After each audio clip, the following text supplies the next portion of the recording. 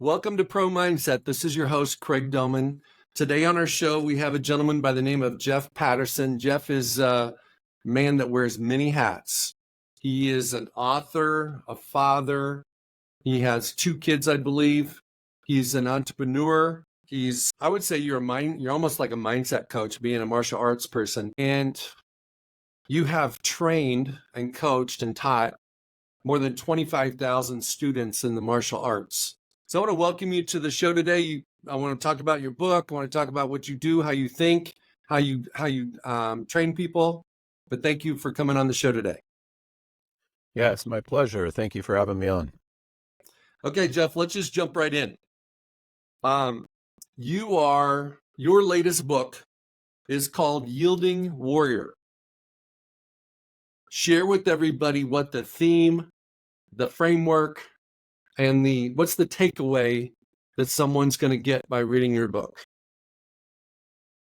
So yielding is a concept in the meditative and martial arts that can be applied to really anything in life. And I break yielding down into 3 categories. There's physical yielding, mental yielding, and emotional yielding. Physical yielding is the easiest one to understand. It's the idea that I push you, you push me, whoever's the bigger, stronger person with the most leverage eventually is going to push the other person over. But with yielding, instead of us trying to see who the bigger meathead is, when you push me, I get out of the way of that force, and now I can respond with less effort. And this has been used in the combative arts for generations. It's used in professional athletics, in sports across the board, and anything you could think of, it can have applications to it. In order to be good at physical yielding, a lot of things have to come into play. You need to be well rooted. The lower part of your body needs to be strong and flexible so you can change your central equilibrium without getting tight. The breath has to be relaxed. The mind has to be present.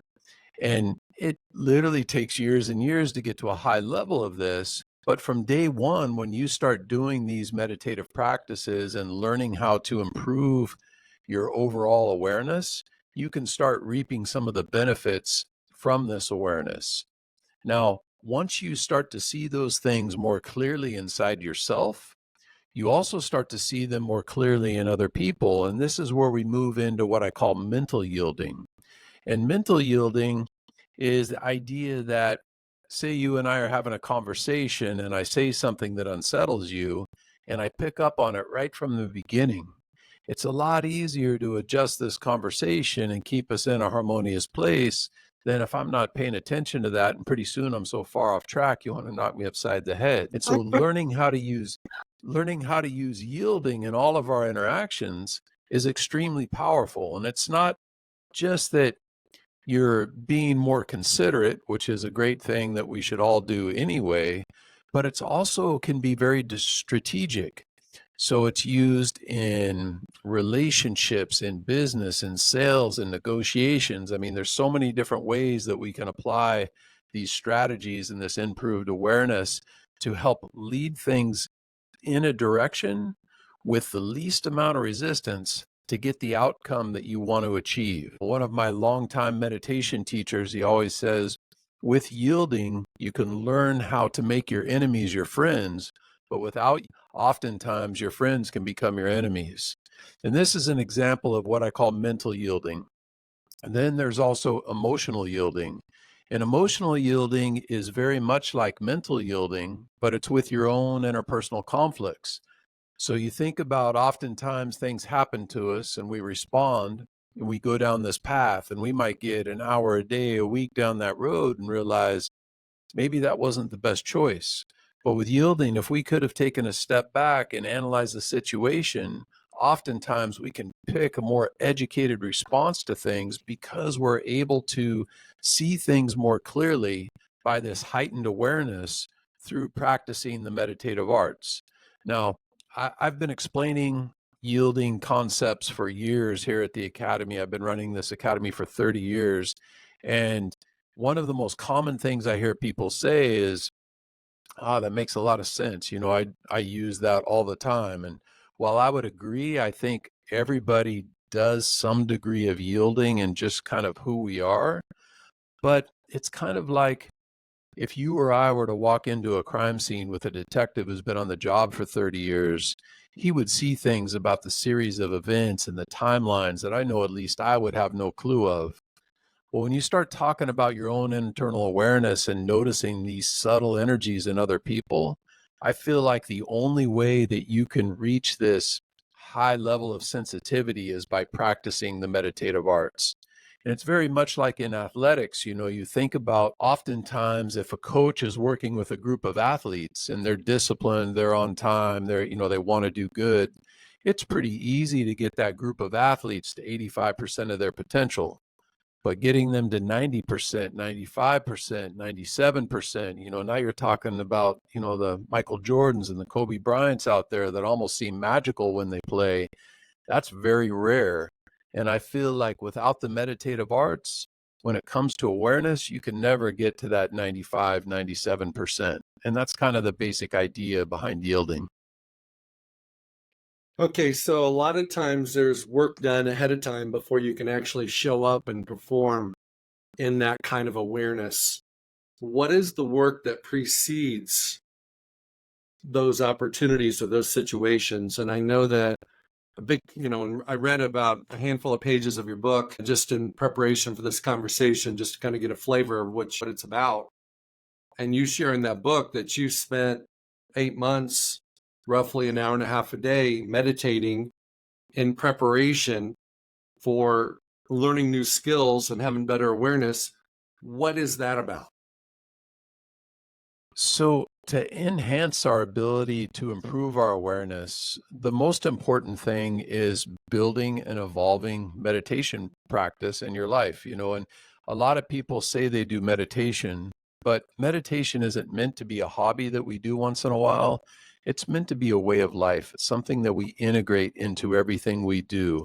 And it doesn't mean you need to be some monk that retires to a cave and meditates all day, every day.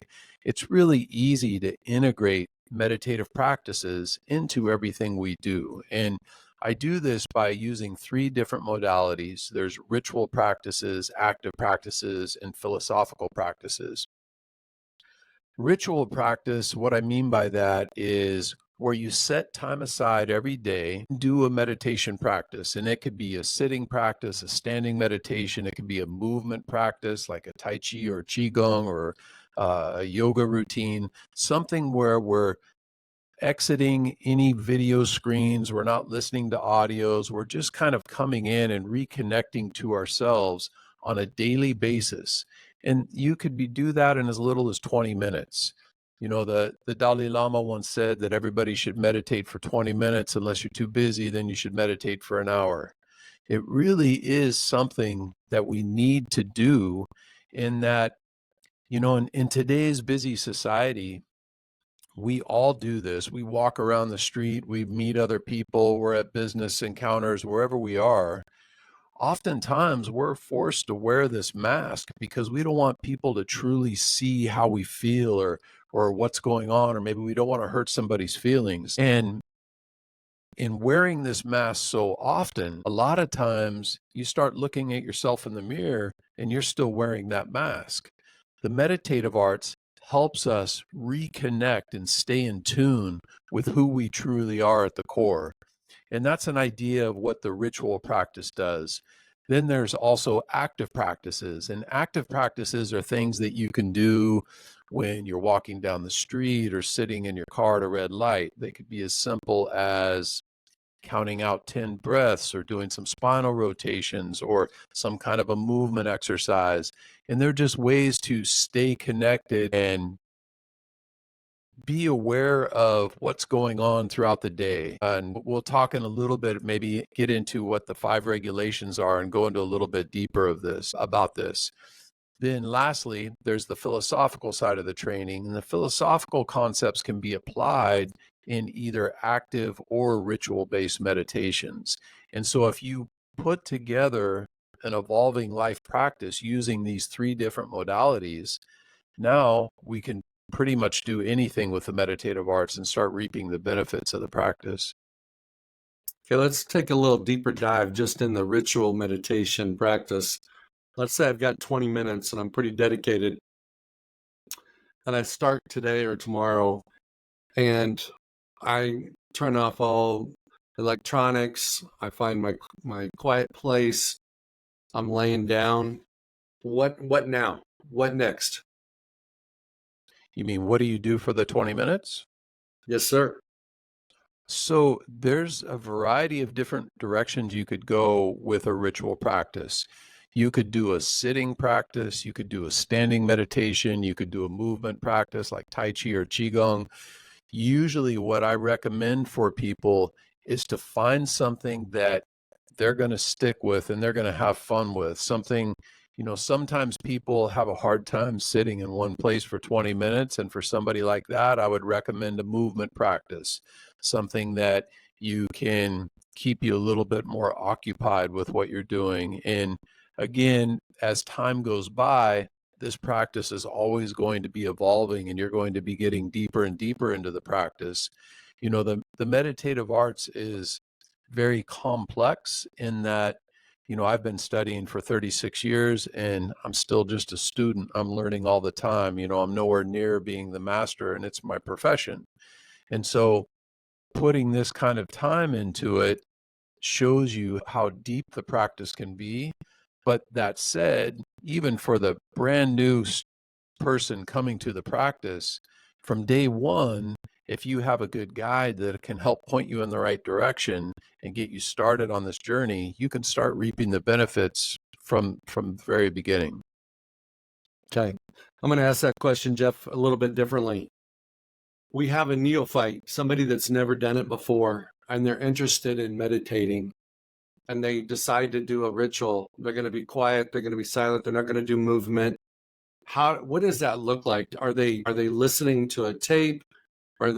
Is it completely quiet? Where does their mind go? How do they handle thoughts that come in if they're trying to clear their mind? Walk us through the actual art of meditating, because a lot of people don't really understand what it is. Sure. So I'm glad you mentioned the audio because that's something that, the meditative arts are often referred to as internal arts. And I think a lot of times people are listening to these audio programs and these guided meditations, which I think are great to learn how to meditate if you haven't done that before, but they're called internal arts for a reason. And the idea is we want to turn our focus inward and not listen to an audio and not watch a video. And while these things are good to help maybe teach us the strategy behind it, once we have that memorized, we need to shut the audios off, shut the videos off, and go inward for that practice. Now, as far as a specific practice you could do, there's so many. It could be a sitting practice where you sit for 20 minutes in a comfortable, erect posture where you're regulating your posture, regulating your breath, and focus on different breathing strategies. You could use normal abdominal breathing, reverse abdominal breathing. You could do energetic circulations. I mean, there's so many different ways that we can do a ritual practice. What I recommend is understanding why you're wanting to take on meditation practice and incorporate a ritual practice and active practices that will help you towards that goal. So, for example, if you're somebody who is suffering from anxiety or high levels of stress, we could do more yin oriented meditation practices to help bring that stress level down. But if you were somebody who is looking to boost your creativity or improve your energy, we could do more yang exercises to help build and strengthen that. You look at athletes or warriors, a lot of times they'll use that yang side of the breath to help get them pumped up for an event or to get them focused on something that they're getting ready to do. Performers use this all the time as well. There's really so many applications to the practice, and that's why there's so many different tools. And so when you ask about a specific ritual practice, that could be pretty wide range of different things. Give an example. If you were going to, let's say there's somebody listening that's been interested in meditation, but they have no idea where to start. How do they give them, because you're giving them lots of options. I'm asking you Yes. to take it the opposite direction. Say, start with this, do this, do a breath work, whatever it is. And maybe they don't even understand what breath work means. So I want you to Yeah. take it down to kindergarten level. If somebody was interested in checking it out and experimenting with it, what would that look like for them? Well, it would depend on the person because not everybody's the same. It's kind of like you give them a prescription, right? You don't want to give a cancer drug to somebody who has a different ailment, right? And so if you were somebody looking to say, let's take stress reduction for an example. If you're practicing meditation for stress reduction, one thing you could do in a sitting practice would to be practicing a yin oriented style of breathing. And what I mean by yin breath is we focus more on the inhale side of the breath to help bring that energy inward. If you ever listen to somebody sleep, their natural breathing pattern is a longer inhale and a shorter exhale. And this is the body's natural way of bringing your conscious mind into your subconscious mind, which is where we are when we're sleeping and dreaming. This is very good for helping to bring that stress level down. So, if you were doing a sitting practice for, say, 20 minutes, you could focus on that yin side of the breath, maybe inhale for a count of 8, exhale for a count of 6. And this will help start to bring that energy inward and be a very settling meditation. And you could do this for a while to accomplish that goal. Now, if you were an athlete and you were looking to improve your performance, I would recommend maybe doing more of either movement practice to understand how to make these connections and be more in tune with the subtle energetic movements within the body and how they connect to the breath. A meditation, we have what we call the 5 regulations. There's regulating the body, regulating the breath, regulating the mind, regulating the energy, and regulating the spirit. Regulating the body is the easiest one to accomplish, and it's why we always focus on that first, whether you're doing a sitting meditation, a movement practice, or a standing meditation. And an example of this would be, you can ever think of a time when maybe you were sitting down at your computer and you've been there for 4 or 5 hours and your shoulders are rounded forward and you start feeling very lethargic and tired, maybe you're getting a sore neck. Well, everybody goes through this in different times if they have poor posture. This is very depleting in our energy. And then you think about another time where maybe the most interesting person to you in the world walks in the room and you just perk up and your body's erect and you think about the difference in how that energy feels in you. Well, we have the power at every day and every moment to change those two different physical states within our body. And so when we can learn to regulate our body and maintain that good structure and alignment, that helps change our overall energetic. Then there's regulating the breath. Regulating the breath is a big topic, and it's something that you can study for the rest of your life. There's literally hundreds of different breathing strategies and different techniques that you can do. And when you start to work with the breath, we'll start usually with something basic like a normal abdominal breathing exercise, and we can do this for a sitting practice or maybe a standing meditation. And as you're using the breath, we start understanding how to use it as a strategy. So, for example, in Chinese philosophy, they call balancing the breath using the kan and li, or the water and fire. And we all do this to some degree. We go through the day with emotional ups and downs. Well, when you start getting excited, you can use that yin side of the breath or the inhale side of the breath to help bring your excitement level down. If you start feeling depleted, you can use the yang side of the breath to help find a little bit more energy and to keep yourself more balanced. So rather than being like a roller coaster where you're on this emotional up and down throughout the day, you can use your breath to help find a little bit more balance, helps you to improve your overall energetic state. Next, we have regulating the mind.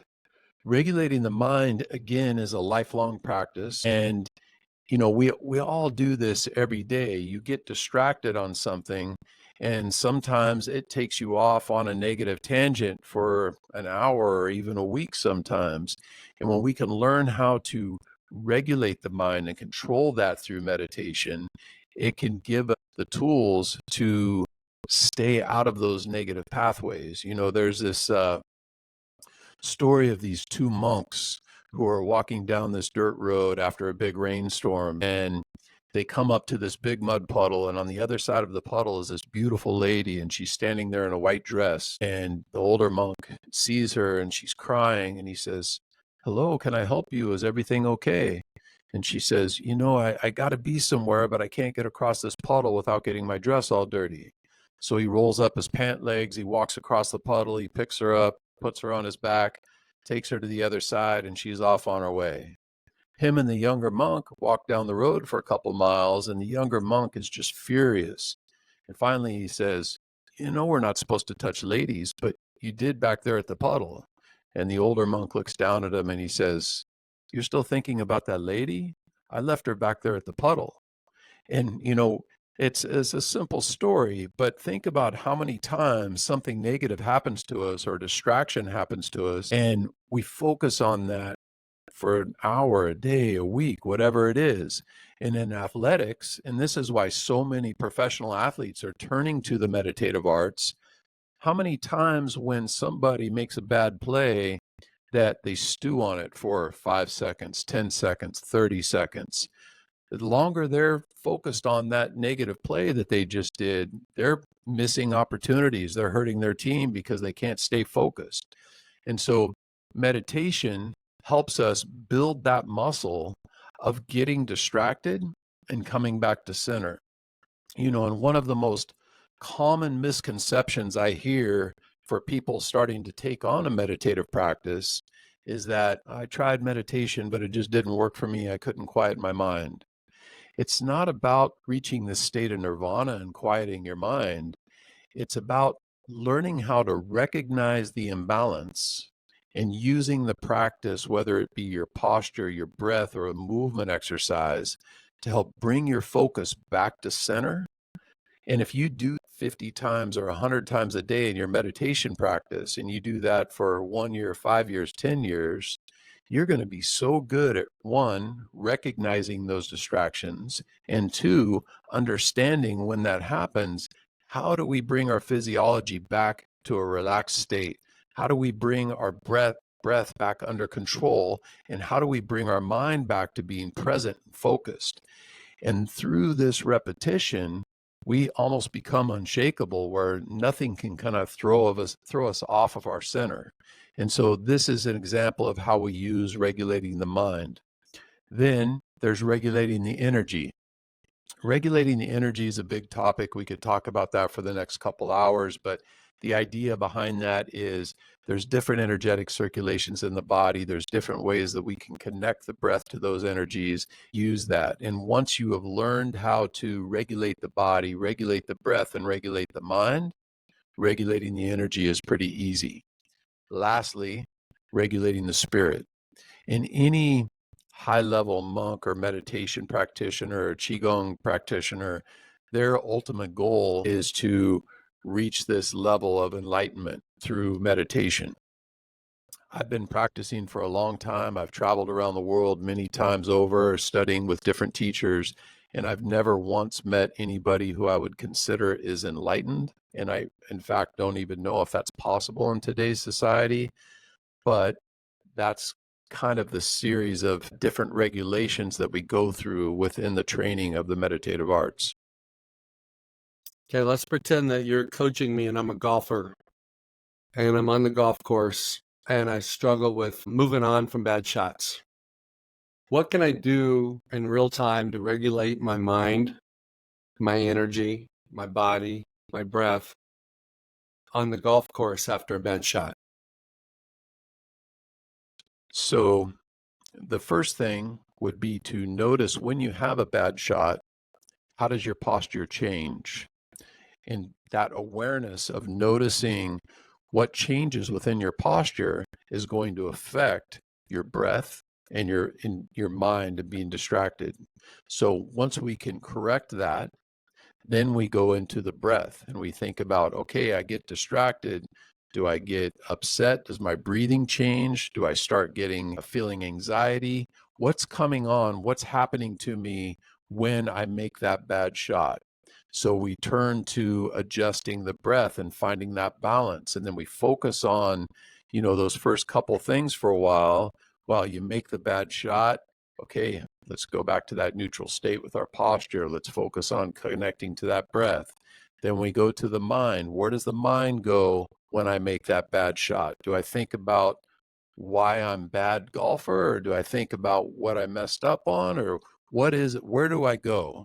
And then once we recognize that, we start making those adjustments. We come back to the body, we come back to the breath, we learn how to bring our awareness back to center from continuous time that we've spent in meditation.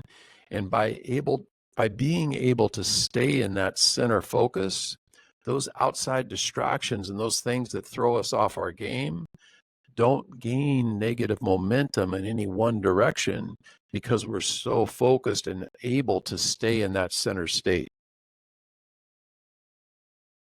So let me do the best job I can in layman's terms to describe what I just heard you say. So if you have a plan of attack before you get to the golf, you know that you're not going to be Tiger Woods. You're not going to hit every shot perfectly. And when you do have a bad shot, you're going to take a second. You're going to have some awareness. You're going to see how you've responded physically. You're going to make sure you have excellent posture. You're going to have, maybe you're going to take a certain number of breaths that you predetermined, because that seems to get you grounded. And then you're going to be positive and focus on the next shot. You're going to move on. You're going to forget the last shot because it's over. You can't change it. It is what it is. Is it that simple for somebody from a layman's perspective, or is it more complicated than that? It is that simple in a way. It's very difficult, though, for anybody to stay 100% present. And the more that you can stay in the present moment, the less it's going to bother you, even if you have the past 10 shots being negative, right? So we're always focusing on that next shot with as much belief and as much intent that you can, with proper alignment, relaxed breath, that present state of mind, that positive attitude. I don't know if this number is correct, but I heard one time that Steph Curry on average misses his first 7 or 8 shots that he takes in a game.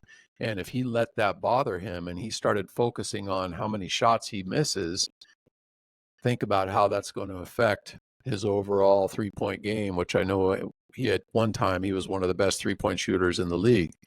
Now, you have to be able to maintain that focus and that awareness and understand those imbalances so you could recognize them. It's kind of like, if I throw a rock down a hill and I pick up the rock, it's easy to do. But if I throw the rock down the hill and it starts an avalanche, it's kind of hard to stop the avalanche. When you can recognize these things from the very beginning, it's a lot easier to make these energetic adjustments. Well, one of the things that I know for a fact is that LeBron James has the NBA record for the most missed shots, and it hasn't stopped him from taking more shots. And he's also made a ton. I think he's the leading scorer in the history of the game too. So it's like, or he's in the top 3. But it's like he doesn't allow his bad shots to infiltrate his identity. It's just, shooting is what he does. It's not who he is. And one of the things in pro mindset is separating the human beingness from the human doingness. And your human doingness is what you do. It's your sport. It's what you do. Where human beingness is, you protect your human beingness by not taking on the identity of what you do. Thoughts on that? Yes, I think LeBron James is a great example. And I guarantee you, every time he goes to shoot, at least a high percentage of the time anyway, he 100% believes that ball's going in. He's spent so much time on the court, he's not focusing on maybe I might miss. You have to believe in yourself. But it's hard to believe in yourself if you can't be present. And the meditative arts is one of those things that helps you maintain present state of mind and be free of those distractions. I think to do that is one of the reasons why so many professional athletes are turning to this practice. I know when Phil Jackson was coaching the Chicago Bulls and the LA Lakers, he was having his professional athletes practice Tai Chi and meditation because it improved their focus. So here you got some of the best players in the world that are doing this practice. There's a reason why they're doing that, and they help you to slow down and see that awareness and keep your mind focused on the positive. One other concept that I've learned from professional athletes over the years is their ability to create a performance bubble, and that is a safe, healthy, positive headspace that they don't allow the distractions to come in. They don't allow their past to come in. They put that boundary up to where we're just going to focus on the here and now. They believe in themselves. They have confidence in what they do. They feel a measure of peace and freedom. And when you get to a mental state of freedom, it also permeates through your body, which allows you to perform freely, get in the flow, get in the zone, because you don't have performance anxiety. You're not stressed out. You're not feeling pressure. You're not thinking about the outcome of your performance. You're not thinking about the potential results, the recognition, all those types of things. You're just really embodying the moment. And that's a lot about what you're talking about is can we both be here right now on this podcast? Or you or me thinking about something else or being somewhere else or what we're going to do next? And when you can really fully embody the moment, you don't miss things. Even in conversations with people, if you're not really all there, that's when your wife says, I told you, and you're like, I didn't hear it. It's like, well, you weren't all there. You were thinking about what you were going to do next, and you weren't paying attention. Thoughts on that?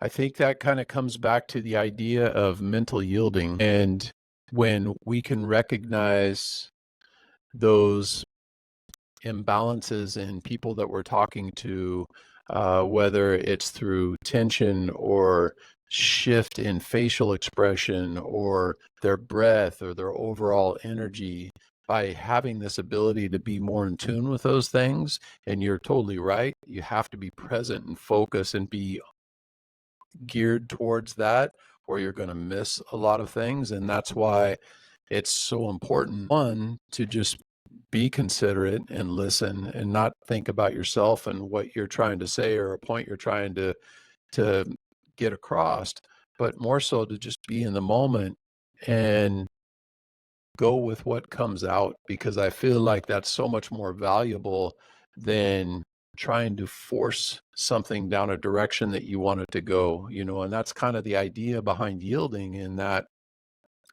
there's a lot of times, especially in athletics or in the combat sports, where you get a big, strong athlete and it's easy for them to force their will on somebody. And it's the same with somebody who's really good in conversations or negotiations, to kind of force an outcome on somebody. But, I shoot to try to leave every conversation and every interaction that I have with anybody where we both walk away from that interaction on a positive note. And if you're just trying to butt heads and enforce your will, whether you get what you want or not, it's not leaving a positive mark. And, yielding, I think, teaches you how to find the shortest direct path to that positive outcome for everybody. I'm not sure if I saw this in your book, but it was talking about road rage. Share with everybody how this awareness and yielding can be very valuable when somebody cuts you off. Yeah. So, it's again, we're kind of letting our mind go down that negative path. If somebody cuts you off and your immediate instinct is, throw your fist up in the air, how long are you going to let that take you down that negative path? Some people might be frustrated the rest of the way home on a half an hour drive home. Other people might say, oh, that was kind of rude, and then go back to listening to their music. You've got to train yourself to recognize those imbalances from the very first disturbance, because it's so much easier to make that positive correction, through doing this consistent daily practice, through your ritual practice, through your active practices. That's part of the idea, is that we're fine tuning that awareness so we can see these imbalances and these changes right from the start. And it doesn't matter if it's road rage or if it's somebody being rude to you in a conversation or whatever it is. You start to become unshakable and learning how to maintain that focus and that balance and that peace of mind in everything you do. Okay, so for those listeners that are performance-minded people that want to go from, 75, 85% of their potential to 97% or a high number, whatever that might be, what's the next first step for somebody like that?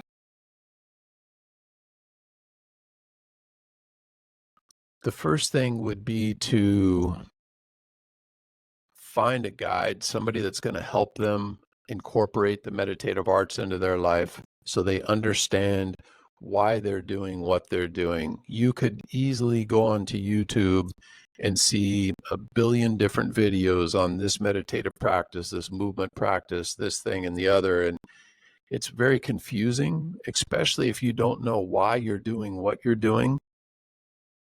In the meditative arts, there's 5 different directions of the practice.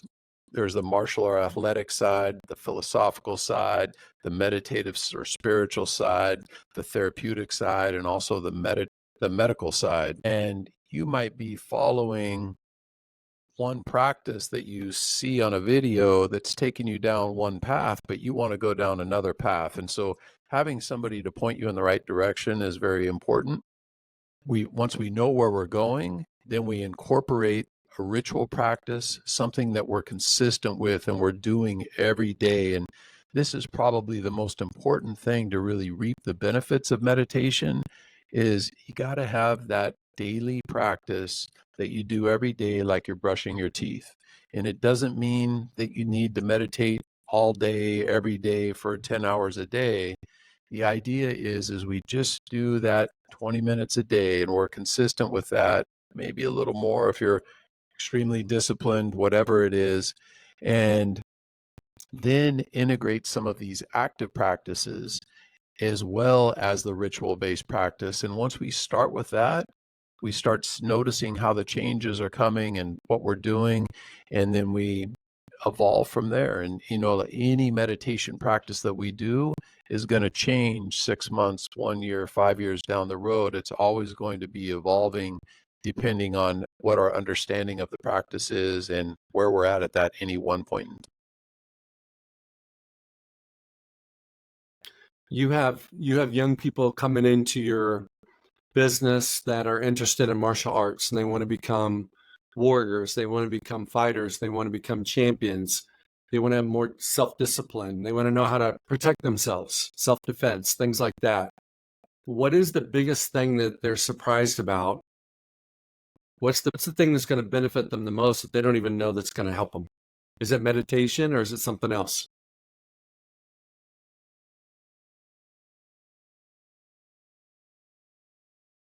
I think everybody's battling with their own demons and has different things that they need to figure out how to overcome in order to be a good combat athlete. I was personally introduced to the meditative arts in a bit of a roundabout way, whereas when I was a young guy, I was really into Western boxing and met this coach that was a very well-known coach. He'd worked with national and world champion level fighters. And, I really wanted to get to spend some time with him and study with him. And so I started showing up at the boxing gym when I knew he was going to be there and kind of following him around for a few months. Finally, he started taking me under his wing and showing me a few things. And it was only about 2 or 3 weeks of getting to know him. And he said something to me that changed my life forever and was totally unexpected, in that he said, if you really want to be a good boxer, you should start doing Tai Chi and meditation. And here I'm this young kid at the time thinking, isn't Tai Chi for like old people in the park? How's that going to help me be a better boxer? But I started doing the practice and it changed my life in so many ways. And through the years, I've had thousands of students come through the academy, and I've seen the meditative arts change people in many ways, including the combat athletes that integrate this practice into what they're doing. Okay. What's a question I didn't ask you, Jeff, that you would like to answer? One thing I think is important for everybody to understand is it's easy to have good intentions and think about starting a meditation practice, but you really should take some time and think about why you want to start the practice. Are you suffering with anxiety or depression, or maybe you just want to improve your overall health and stay around longer for your grandkids, or maybe you want to improve your performance on the field, whatever it is, and really put some thought into this, because no matter how good your intentions are, it's easy for tomorrow morning to come around and the alarm goes off and you're supposed to get up and meditate and just hit the snooze button and say, I'll do it tomorrow. But if you have a lot of good whys as to why you should take on the practice, it's easier to pull yourself out of bed and make something happen. Well said. We all need to know why we do what we do and what our purpose is, all those types of things, to give us the stamina, the self-discipline, the willpower to do it when it's not popular, when it's not comfortable, when you don't have enough time, all those types of things. Jeff, for anybody that's interested in reaching out, finding you, would you mind sharing your social media handles and your website and things like that? Yeah, sure. So if any of this sounds interesting to you, I'm giving away a free copy of my book right now. You just go to theyieldingwarrior.com/book. You just pay for shipping and handling, and we'll send out a book to you. You can also check out our online program there, or our teacher training program, and then all of the social handles, The Yielding Warrior, Facebook, Instagram, TikTok, all of those things. You can find us with that. Okay. Well, I do a little bit of meditation. I do breath work quite frequently. It's helped me in a lot of ways. I don't really have a disciplined practice like you were suggesting, but I've messed with it a little bit. I want to thank you for being on Pro Mindset today, Jeff. I want to wish you a wonderful day. My final thought is this: for all those listeners out there that think that shooting one more basket or hitting one more ball or catching one more pass or working just 10 minutes longer on a presentation, those things are all valuable. But the inside work, the inner work of meditation, breath work, and things like that can make immense shifts in your performance if you dabble in some of those things. Thank you, Jeff. Hey, it's Craig Domann, the host of Pro Mindset Podcast. I want to thank you for listening or watching today's show. And you can catch us every week on the normal social media platforms like YouTube, Facebook, Instagram, and all the listening podcast platforms. I hope you enjoyed today's show. And more importantly, I hope you gained a pro mindset insight. Please be sure to rate and review Pro Mindset Podcast And I look forward to catching up with you on our next show.